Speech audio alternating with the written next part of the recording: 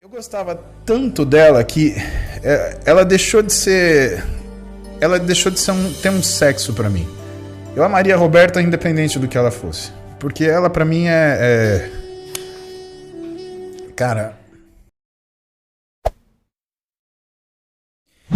Foi nessa época de cursinho que você conheceu a Roberta? Não, eu conheci a Roberta bem antes. Eu tinha uns 13 anos. 13? Você conheceu ela no interior? Eu conheci ela... Ou nas suas vindas pra visitar o pai? Nas vindas pra visitar meu pai, a gente passava boa parte das férias em Praia Grande, no Jardim Real. E a Roberta passava também as férias dela no Jardim Real. Ah, mas você vai ter que contar como é que você conheceu a Roberta aí. Como é que foi a brincadeira? Ah, pena que ela não tá aqui, porque Na ela praia? conta muito mais legal. Na praia, né, cara? Eu fiz amizade. Até, cara, eu reencontrei o cara que me apresentou a Roberta esse tempo. Aliás, ele me achou. Mandaram pra ele um negócio, falou, olha, acho que é você que esse cara tá falando. Aí ele me achou, o Evandro, ele me achou. E eu conheci o Paulo, eu tinha 13 anos de idade. Eu estava na praia, a gente frequentava a mesma praia. O Paulo é do interior de São Paulo, né? Ele é de Marília e eu sou de São Paulo. E aí a gente estava um belo de um dia na praia com essa turma de amigos, um amigo meu que vinha para tocar violão no final da tarde, a gente jogava vôlei e depois a gente ia para essa, que era uma barraca, que chamava Barraca do Pedrinho, essas barracas que tinham na praia, na orla da praia. Chegou a turma do violão e chegou um homem gigante junto com esse meu amigo que estava com o violão. Eu falei, nossa, o Evandro trouxe o pai dele. Eu vou dar o troco no Paulo Música. Continua. O Evandro, acho que faz amizade até com pedra, né? Se ele sentado lá numa pedra, ele começa a conversar com a pedra, né? E eu e uma pedra era muito parecido. E aí ele falou assim, não, eu vou te apresentar pra galera, papapá. E eu vi aquela menina, falei, caramba. E sabe aquela coisa que bate? Puf. E pra mim ela era...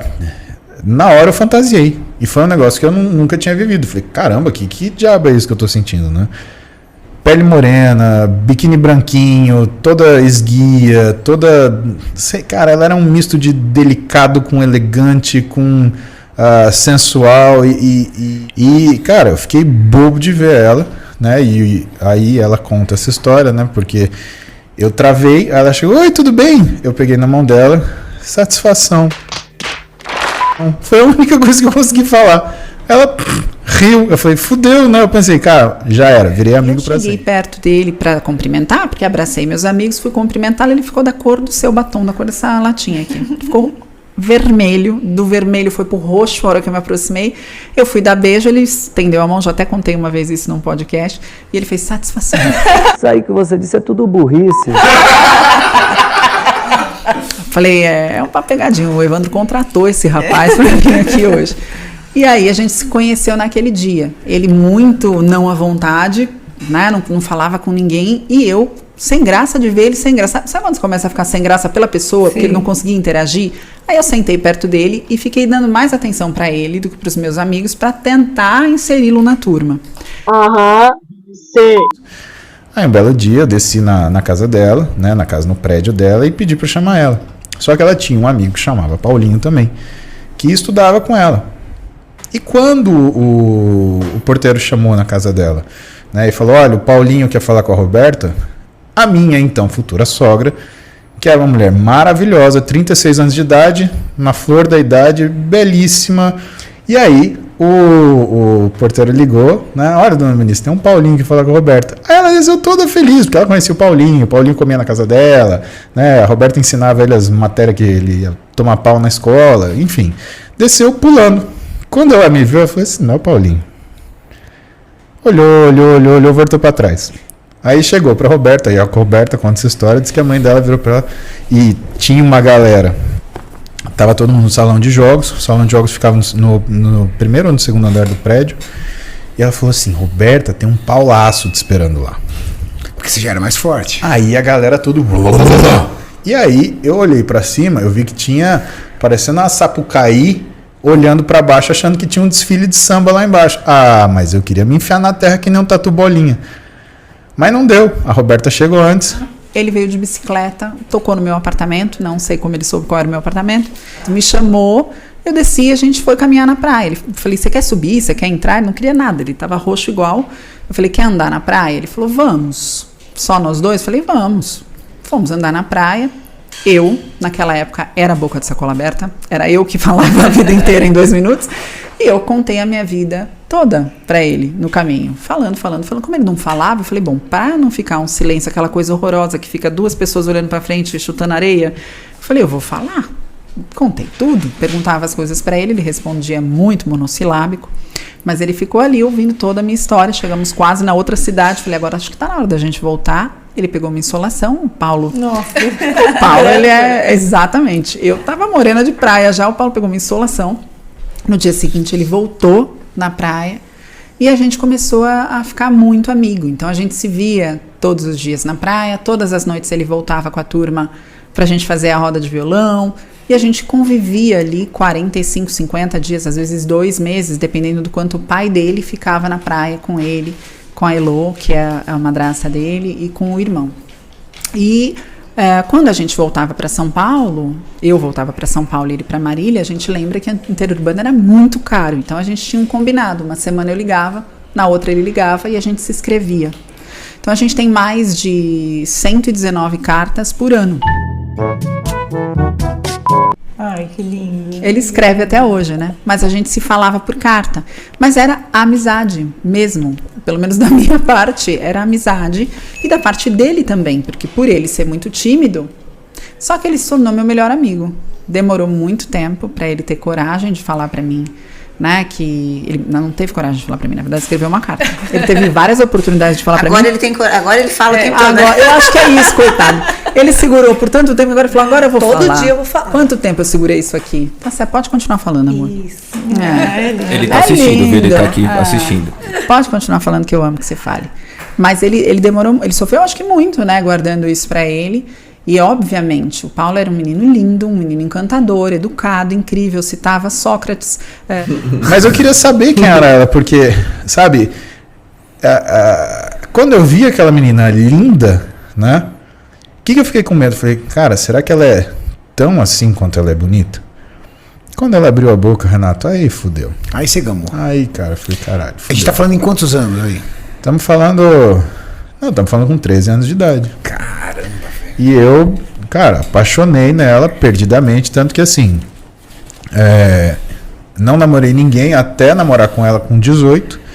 Só que aí ela foi pra aviação, eu fui pra medicina e a gente terminou porque simplesmente a gente não se via. A Roberta, por mês, ela ficava acho que 3 dias Mas em vocês São namoraram Paulo. dos 13 aos 18? Não, eu Como fui não? amigo dela dos 13 aos 18. É sério? Sem namoro? Sem namoro. Sem beijinho? Sem nada. Eu ficava no friend zone e tentando esperar um momento pra coisa, né, pra ver se desenrolava alguma coisa, né? Aí com 18, Muzi, você é devagar demais, velho. você não faz ideia. Meu Deus do céu, cara. 5 anos, Renato, não é quase nada, ideia. cara. Dos 13 aos 18, você tomando coragem pra pedir menino namoro? Não, pior que isso. Quando eu consegui chamar ela pra sair, que eu tava com 18, né? Porque na verdade quem me pediu no namoro foi ela. Porque tem elemento dessa natureza, dessa estirpe, covardes dessa natureza que... Nem isso eu tive a mão. Caralho, música. Porra, música. Velho, sério. Porra, Paulaço. Porra, Paulaço. Porra, Paulaço.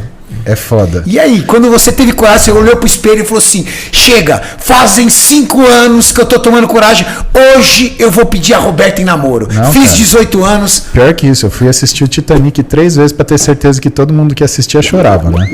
E aí eu olhava, assistia o Titanic e via todo mundo chorando. Falei, caralho, esse filme é bom. Ele me convidou para ir no cinema com ele a primeira vez aqui em São Paulo. E eu fui no cinema, fui pronta para namorar. Qual filme, você lembra? Titanic. Ah, meu Deus. Ele me levou a assistir Titanic, eu fui pronta pra começar a namorar. Falei, agora vai, hein, gente. Deixa de se safar. Gente, ele tá me convidando pra assistir Titanic, que é um filme é. romântico, o povo tá 3 chorando lá no horas de cinema. filme ali, chorando. Exato. E saí do filme, mas ele me levou flores quando ele foi me buscar. A gente foi, assistiu o Titanic, pegamos uma sessão da meia-noite, acabou 3 da manhã. Levei ela pra casa dela, era casa Não, e 4. você levou ela pra assistir Titanic e não beijou ela. Calma, pior que isso. Cagão. Isso é muito pior. Ai, Aí eu levei ela na casa dela. E aí, cara, ela fechou o olho e foi me dar um beijo. Eu dei um beijo no rosto dela. Tava meio ruim também, tava ruim. Agora parece que piorou.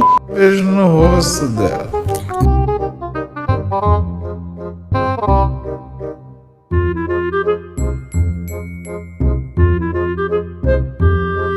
estou suportando mais.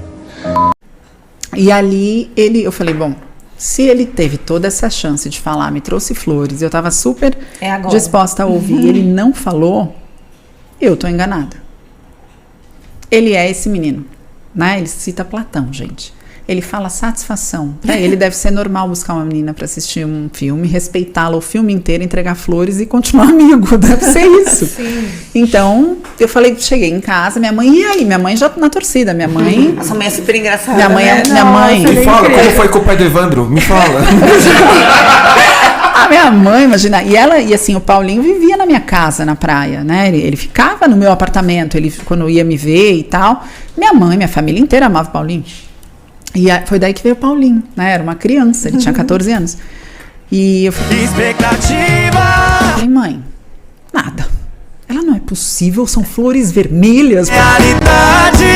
Ela chegou em casa e ela precisava contar pra mãe dela. E ela vira pra mãe dela e fala assim: eu acho que ele é viado, mãe.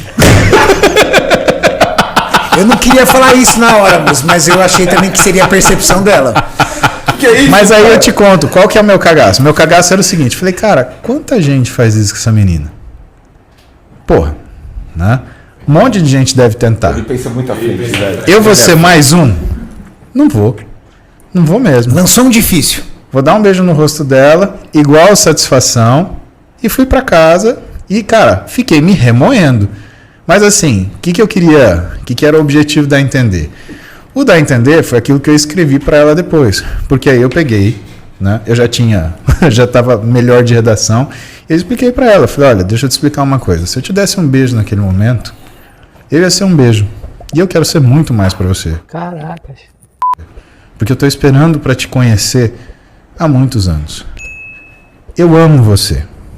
Se você não sentir a mesma coisa por mim, faz de conta que você não leu essa carta, a gente continua de onde a gente parou, como se nada tivesse acontecido, porque eu já aprendi a amar você à distância.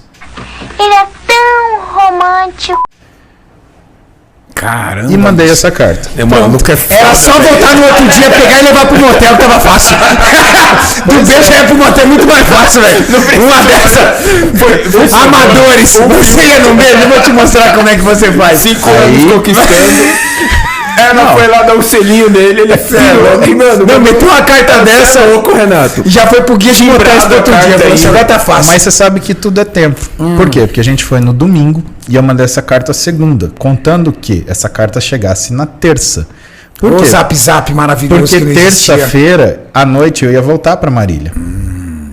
Eu contando que a carta tinha chegado, cheguei na rodoviária, e aí vem a história do livro Plataforma 11, porque foi isso. Cheguei na rodoviária, passei a mão num orelhão, não tinha celular, Renato.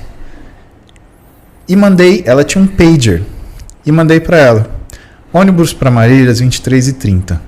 Tem um lugar esperando por você do meu lado. Se você entendeu o que eu te escrevi, vai continuar até o último minuto. Pum.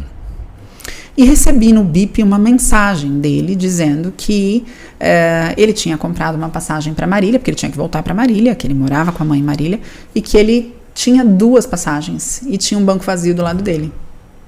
Eu recebo aquilo e falei, eu com isso, né?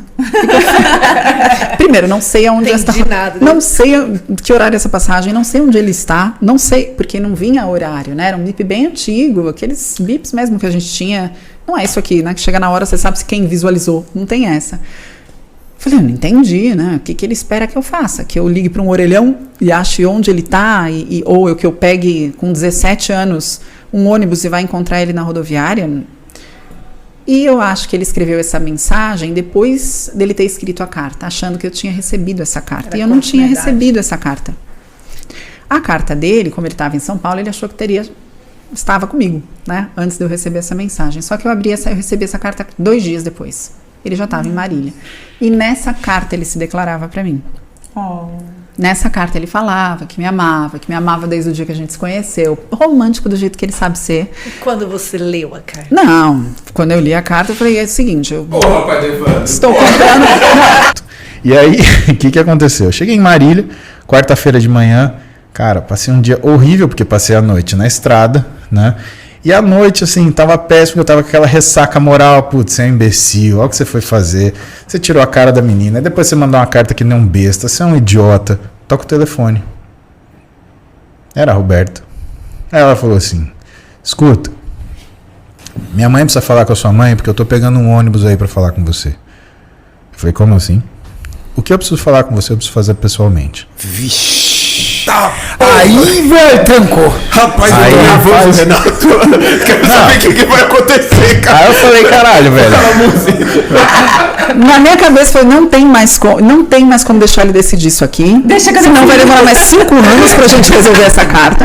Eu falei pra minha mãe, mãe, queira você, eu trabalhava, me sustentava nessa época, eu falei, queira você ou não, eu vou comprar uma passagem, eu vou pra Marília, eu vou responder essa carta pessoalmente. Eu não vou esperar esse cara vir daqui 6 meses pra São Paulo, eu encontrar com ele no final do ano na praia. Vou dar o buquê vermelho pra ele. Eu vou lá, buquê nada, eu vou descer do ônibus, beijar esse homem. Tacar um linguão e tal. O homem falou, então tá bom, se ama, então ótimo, comecemos daqui. E foi o que eu fiz. Eu liguei pra Marília, porque eu não conhecia a mãe do Paulo, que morava em Marília, eu conhecia o pai do Paulo, que ia com ele pra praia.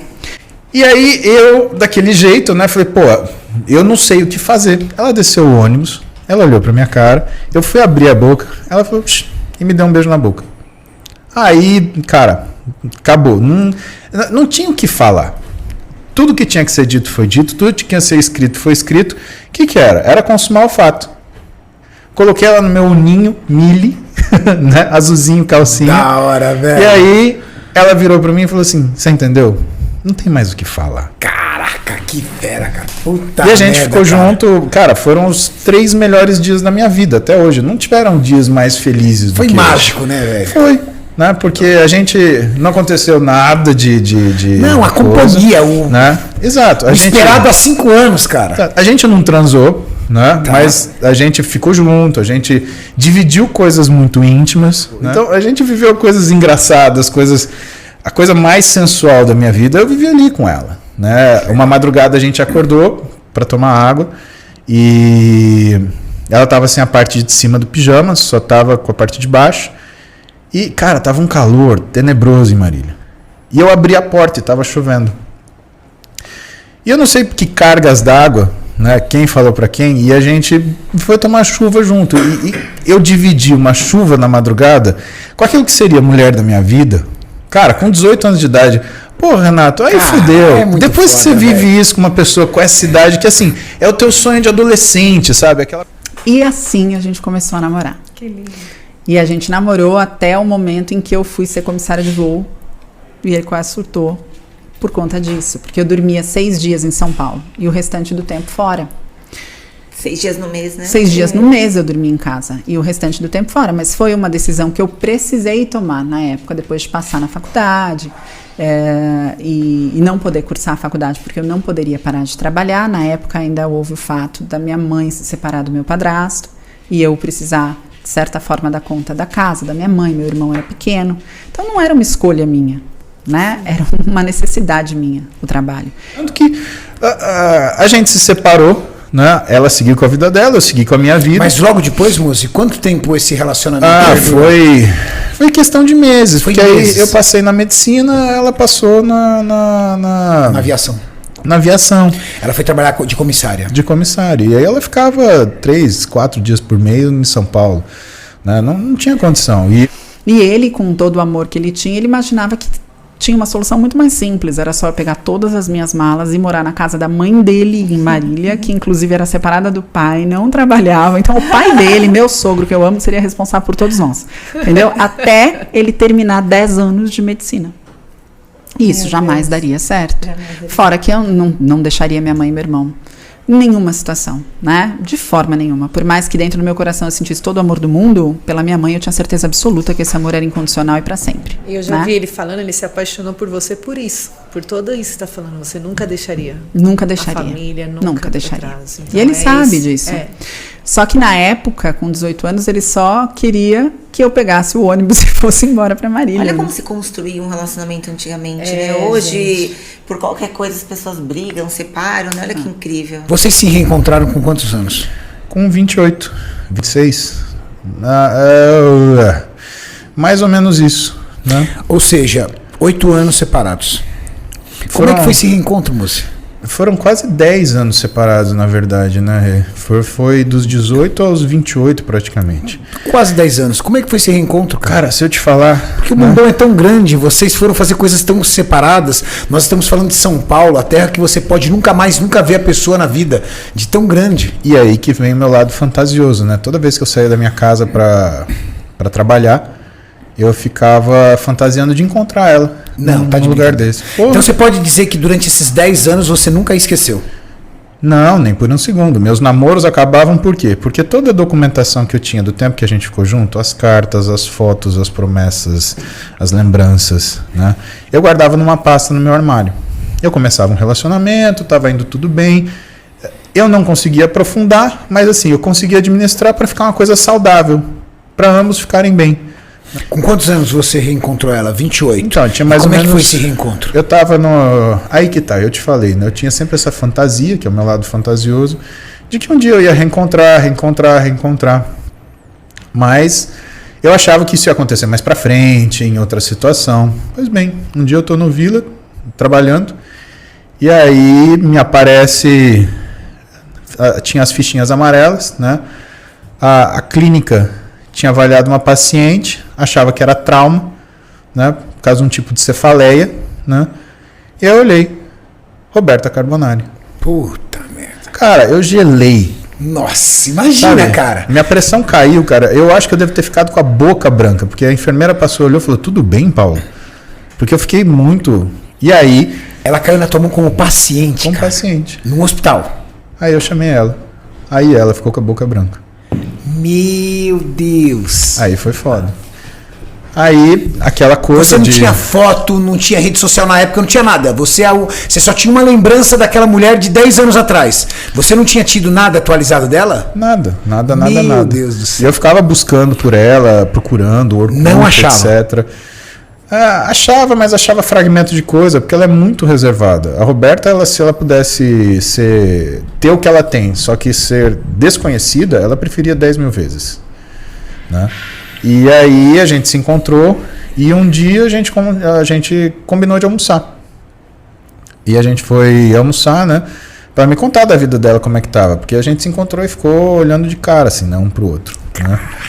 E ela foi me contar da vida dela. E aí a gente estava indo embora, né? E não acabava esse almoço, né? E ela tendo que voltar pro escritório, eu tendo que voltar para casa, porque ia ter plantão à noite, né? Eu estava com a tarde livre, na verdade. E a gente foi me acompanhando. E aí ela virou e falou assim: eu te levo até a sua moto. Eu falei, então tá bom. Ela me levando, ela tinha um Fox vermelhinho, né? E eu, nessa época, eu tinha uma Shadow 650 da Honda. Top, aquela época mesmo. Top. Aquela moto era padrão. Foi o primeiro veículo que eu comprei. E eu estava sentado no banco, eu olhei para ela e eu mandei uma mensagem de texto. Eu tinha 135 caracteres. O que você escreve para uma mulher que você não vê há 10 anos? Putz, em 135 caracteres é foda. E aí, em minutos, porque ela estava descendo o estacionamento. E eu falei para ela: amor não é uma coisa que a gente devia dizer quando a gente conhece. É uma coisa que a gente devia reconhecer depois que o tempo passa. Caramba, velho. Cara, e mandei. Ela me deixou no estacionamento de moto e aí ela abriu o SMS. Eu só vi o carrinho dela parando. Pá. Deu ré. Aí, desgramado. Clarice Linspector, né? Não se esmaguem as palavras. O melhor não precisa ser dito, está nas entrelinhas. Ela abriu a porta e falou: vem. Ela já tinha feito isso com 18 anos. Ela é mais de atitude, não é de palavra, não. Ela é pro fight. De atitude. Ela é pro fight. Aí entrei no carro dela e nunca mais a gente se separou. Puta, né? que legal. A gente teve dificuldades, óbvio, né? A gente teve uma brigas. História, velho. Mas tanto que a gente escreveu um livro, né? O livro chama Plataforma 11. Lá eu conto essa história. E esse livro é duas mãos. Eu conto a minha versão e ela conta a dela. Cara, eu gostava tanto dela que ela deixou de ser ter um sexo pra mim. Eu amaria a Roberta independente do que ela fosse. Porque ela pra mim Cara, tem um mito que diz que Zeus quando criou a humanidade, ele criou o homem com 4 pernas, 4 braços, uma cabeça e 2 caras. E quando ele observou para a criação dele, ele falou, cara, isso daqui vai ser muito poderoso. Não posso deixar isso ser assim. E ele separou. Ele separou os 4 braços, separou os 4 pernas e separou as 2 caras da mesma cabeça. E como esse ser tinha ousado a desafiar os deuses, Zeus condenou a ficar procurando a sua outra metade pelo resto da vida. A Roberta é a minha outra metade. Entendi. Então, assim, Essa é a explicação mais clara pra você. eu ia achar ela independente da situação que a gente vivesse. A verdade é que muitos casais têm o que a gente tem, mas o Paulo sabe falar de uma forma muito linda disso.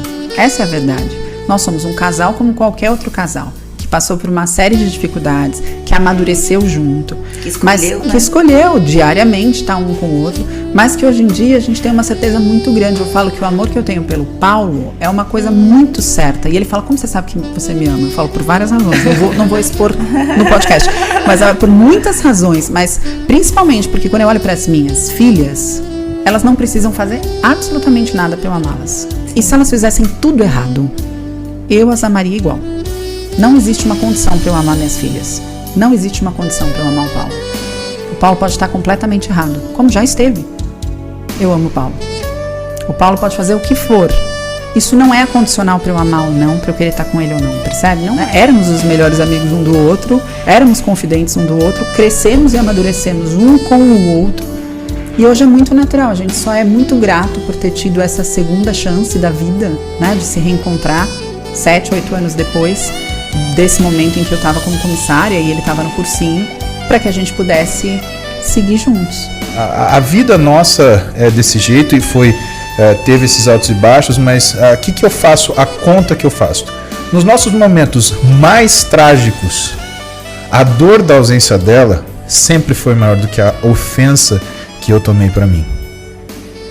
E a gente pode estar de cara virada, a gente dorme na mesma cama, a gente divide o mesmo leito, e se bobear, a gente ainda dá a mão. Porque mesmo que aquele momento não seja o momento de falar eu te perdoo, ainda assim é o momento de falar eu amo você.